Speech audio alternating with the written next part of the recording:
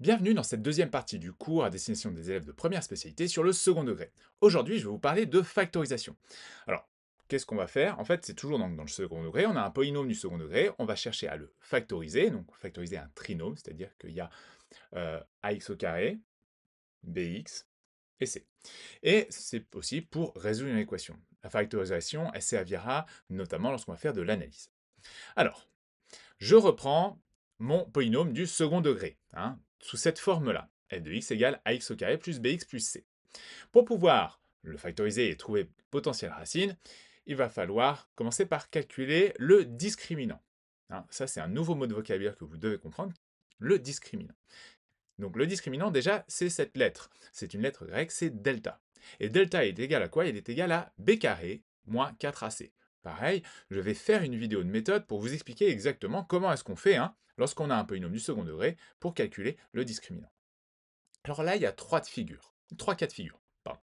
Donc, si mon discriminant, il est positif, supérieur à 0, alors j'ai deux racines qui sont différentes. C'est pour ça que j'ai mis ceci.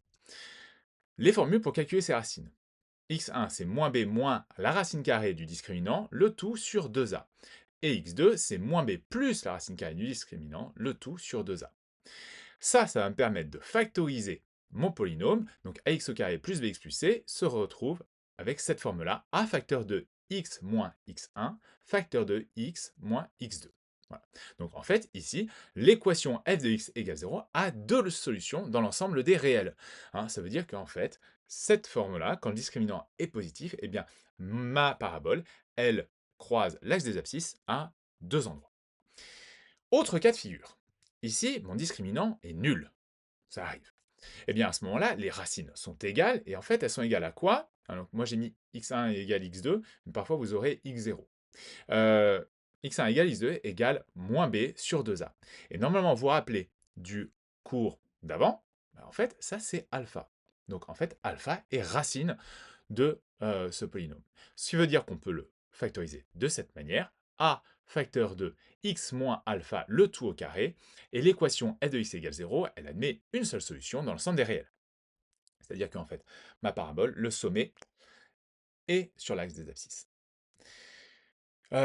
Dernier cas de figure, le discriminant cette fois-ci est négatif, alors le couple des racines n'appartient pas à l'ensemble des réels, ça veut dire qu'en fait mon équation f de x égale 0 n'a pas de solution dans R.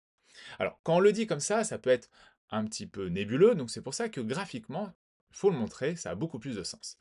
Je prends mon graphique, je prends une parabole, vous voyez là elle est orientée vers le haut, ça veut dire que A est supérieur à 0, mais ça on s'en fiche un petit peu, il faut vraiment comprendre ces petites choses. Là on a deux racines, on voit bien qu'il y a deux points d'intersection avec l'axe des abscisses, et puis il y a un sommet, il y a toujours un sommet à une parabole. Donc là, le discriminant est supérieur à 0, ça veut dire que j'ai bien deux racines qui sont différentes. J'ai un sommet. Le sommet, on se rappelle, ses coordonnées sont alpha et bêta. Alors, alpha, c'est moins b sur 2a. Et x1 et x2 sont de part et d'autre et, de alpha. Et alpha, c'est l'axe de symétrie. Ça veut dire qu'il y a la même distance entre x1 et alpha et x2. Et cette distance, c'est quoi? C'est pardon, pas moins, racine carrée de delta sur 2a. Ce qui veut dire que x1 ou x2, eh bien, c'est moins b sur 2a, donc alpha, plus ou moins racine carrée de delta sur 2a. Si vous faites l'opération et que vous mettez sur le même dénominateur, on obtient les formules que je vous ai données avant. Donc ça, c'est quand le discriminant est supérieur à 0. Quand le discriminant est nul, eh bien, on a ceci. En fait, ici, x1 et x2, c'est moins b sur 2a. Là, on a tout simplement une seule solution. Et là, je vous présente une parabole. Vous voyez bien, cette parabole ne croise pas l'axe des abscisses. En fait, le discriminant ici est inférieur à 0. La courbe ne croise pas l'axe des abscisses, il n'y a donc pas de racine. Je vous donne des petites propriétés supplémentaires qui sont utiles dans certains exercices. Pour ça, on part de notre formule du polynôme développé, ax au carré plus bx plus c, et on a ici deux racines. Les propriétés supplémentaires que je vais vous donner marchent quand on a deux racines qui sont différentes, donc x1 et x2. Ici, on a la forme factorisée.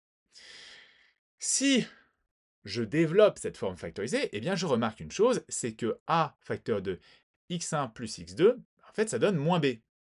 Je vous laisserai le regarder, hein. De toute façon, moi je le ferai en classe, mais développer, regardez, ça fait ça. La somme en fait des racines, donc grand S c'est la somme, x1 plus x2, bah, c'est moins b sur a. Donc pas confondre avec alpha, hein, moins b sur 2a. Ici c'est juste la somme, c'est moins b sur. Pareil, si vous avez développé la forme factorisée, vous vous rendez compte d'une chose, c'est que a facteur de x1 facteur de x2, bah, ça donne la constante c. Et en fait, le produit de mes racines, x1 multiplié par x2, eh bien c'est c sur a.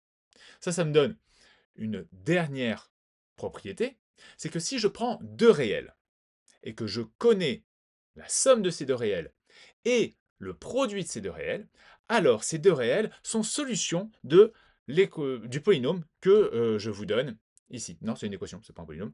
X au carré moins la somme de mes réels, facteur de x, plus le produit de mes deux nombres réels. Voilà pour cette deuxième partie du cours. Si vous avez des questions en commentaire, likez, partagez, tout ça, abonnez-vous parce que il reste toutes les vidéos de méthode et la troisième partie du cours qui arrive. Voilà.